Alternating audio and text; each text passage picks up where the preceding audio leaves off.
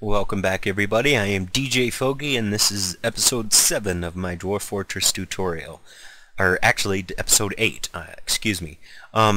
What we have got going here, I haven't done anything since the last episode. We still have our migrant wave sitting here. And I was in the process of showing you Dwarf Therapist, but I kinda ran out of time. So I'm going to go ahead and finish my explanation here. If you look up at the top row here, this entire row of things, this is all the jobs that your dwarves are capable of doing. And you can, like I showed you before, you can assign jobs and you can take jobs away. In the last episode I showed you taking away hauling on one of my masons. Well, I want to do that for a couple more people. Since I got another migration wave, I have more people that can do the hauling for me. So carpentry is one of them. We want our carpenter to be pretty busy doing his carpentry work. So I'm going to highlight him by just clicking on his name and then scrolling over here to the hauling skills, which are located in this gray area, and I'm going to deactivate his hauling labors. Now you can do everything that you can do in this program, you can do in the game as well. This just makes it a little bit easier and quicker to handle this type of control over the game. So once you get done making changes to a dwarf, you'll want to go up here to commit pending changes. If you make a mistake, you can see the list of changes you made here and adjust it accordingly by, selecting or deselecting these boxes, these little squares everywhere. So I'm going to hit commit pending changes, and that will disable the hauling labor for my my carpenter and my mason. Okay, now if you look, you'll see two different types of blocks here, two different types of squares. You'll see, like right here and right here and right here, these are blue squares with a little white square in the middle. What the white square means is how good at the skill they are. You can see he's a proficient mason right there, and his raw level is 5. You can get that information if you just hover your mouse cursor over it. Now, if they just have like a blue square without a white square in it, that means they are not skilled in that labor. So like if I just selected here, you'll see he's not skilled in that labor. He is, however, skilled in farmer, this guy here. You can see if I highlight it, he's got a little tiny white square right in the center. That means he's got some skill in that labor. And you can scroll through here, you can see the black marks where the labor is not enabled. That's the same thing. Basically, it's just telling you how good at any given job that dwarf is. And I don't want him farming. What is he? A cheesemaker? So let's unselect that. That way he can be one of our haulers. We want some dwarves that are skilled at useful skills right at the moment. And woodcrafting is not one of them. Weaving is not. We have a mechanic here. So let's enable his mechanic skill. Disable his hauling skills so we can have him doing some mechanics work there. And let's see, what else have we got? We got a crossbow maker. See, not very many of these new dwarves are very useful to me at the moment, but they will come in useful as far as hauling is concerned, so we will leave those enabled. And since we made some changes, let's go ahead and commit pending changes. And now that that's done, this new migration wave, all except for one guy, which is our mechanic now, will be in charge of hauling items. And also, because we have these people, we're going to take our miners and also disable their hauling labors as well, so they're not constantly hauling stone and things like that. So I believe that top guy, yep, right there. So I'm going to disable these. Hit commit pending changes, and that will be that. That's pretty much your introduction to Dwarf Therapist. Now you can see who has some skill in military. You can see who has some skill in social skills, like where is it? The record keeper is a good one to have. Where is it? Appraiser, right here. Like, here's our appraiser. This guy is going to be in charge of trading and things like that. So you can see what skills are, basically what dwarves have some amount of skill in a given labor.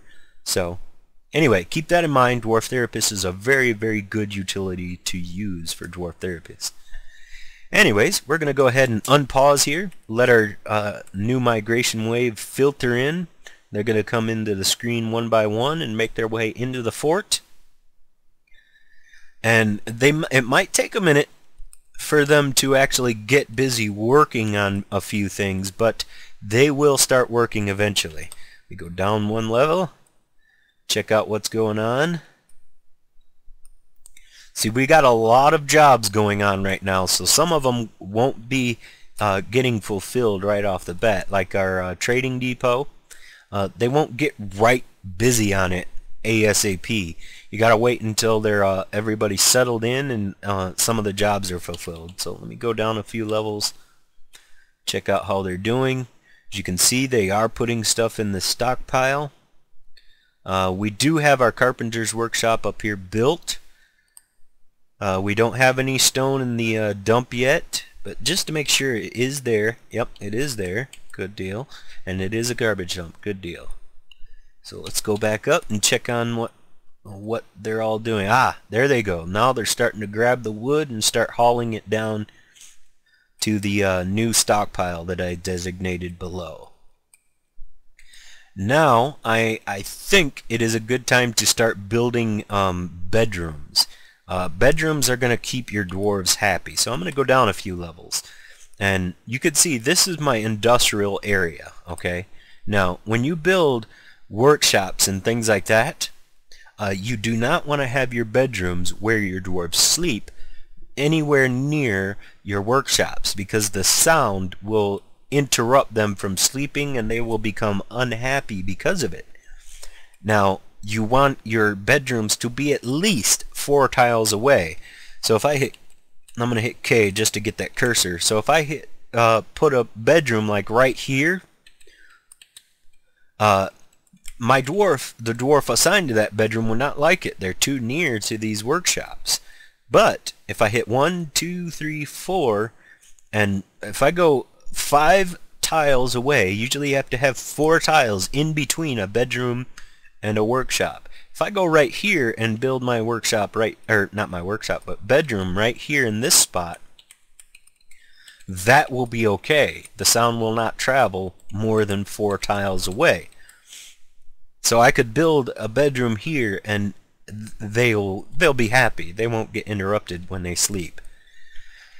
But I am going to go ahead and go D for designation, D for mine, and I'm going to build a new hallway this way, off in this direction. And then I'm going to make sure that there is no way that they'll be interrupted. So 1, 2, 3, 4, 5. There we go. And I'm going to build a 2 tile wide hallway here. And let's see, I wanted to hold on, I'm gonna design this out and I'm gonna pause it while I do this. That way you guys can see the result. Okay, here we go, guys. We have our rooms all designated out to be dug, and everything should be working pretty well with the way I have it set up. Now, as you can see, my miners are already getting busy, but let me pause it and explain what you're looking at, because this is a huge area, okay? First off, right here is the entrance. You guys probably remember this as being my industrial area. I made sure that each one of these little rooms, basically, these are going to be bedrooms for each of my dwarves, and every single one of them is going to have their own individual bedroom. So they can have their own bed and their own stuff inside the bedroom and everything like that. Okay?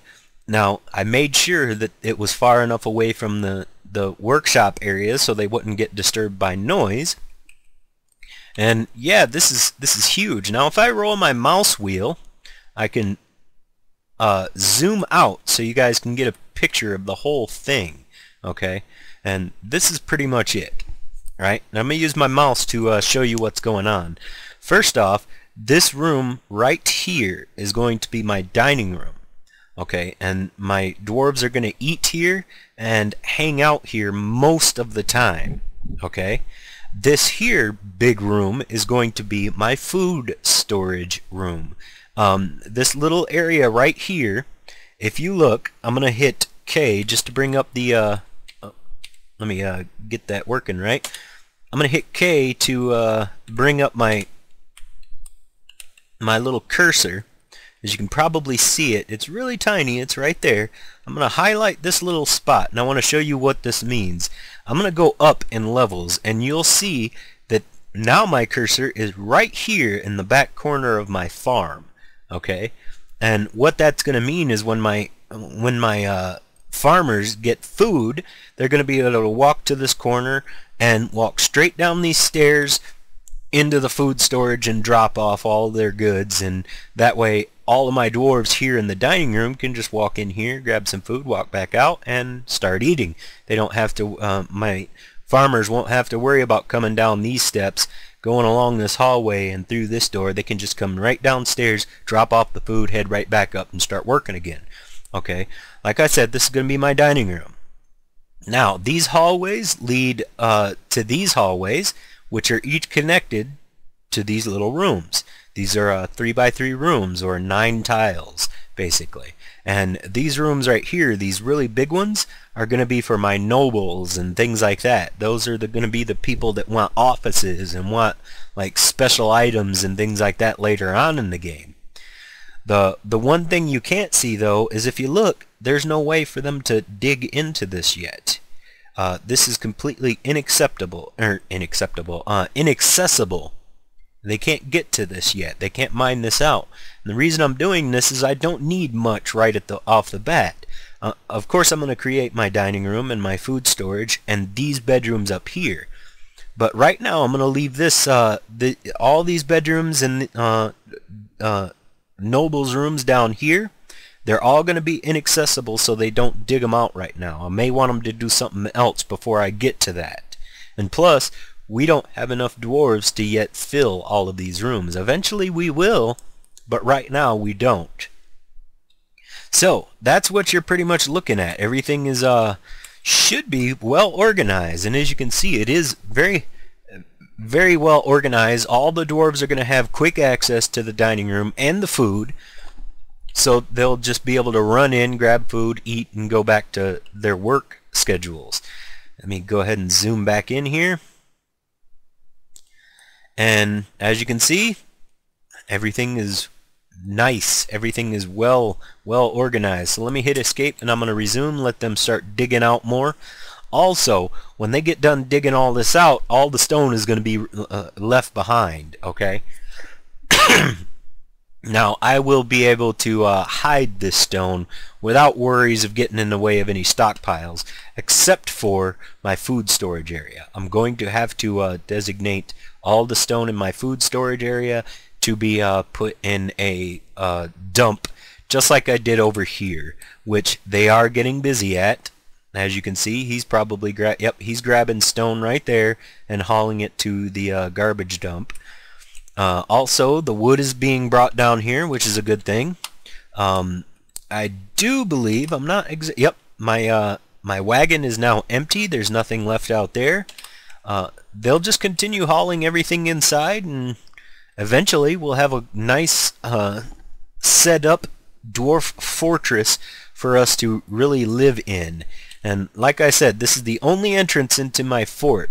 And just to let you know, for future reference, I'm going to start setting up my defenses and things like that, so I don't get raided and none of my dwarves die and things like that. But I'm going to start setting it up fairly early, that way we don't get mobbed unawares.